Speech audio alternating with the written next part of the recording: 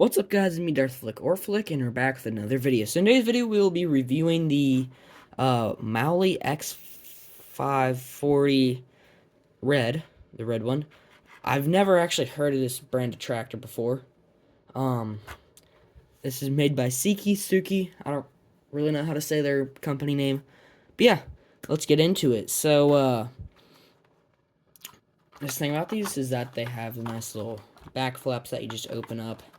Really easy to break into, so you can get your models out nicely and you don't have to rip the packages apart and potentially damage your models.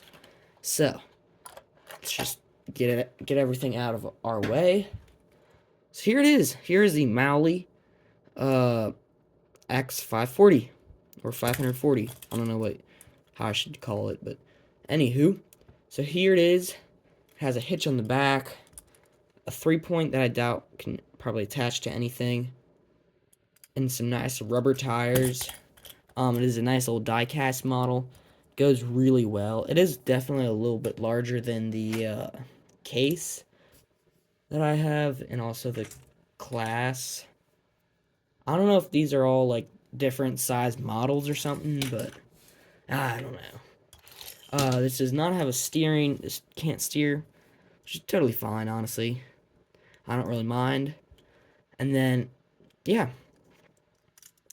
that is pretty much it. Hood does not open. But yeah, that was the Mauly X540 unboxing and review. Hopefully, guys like and subscribe. And if I'm lucky, I'll see you in the next one.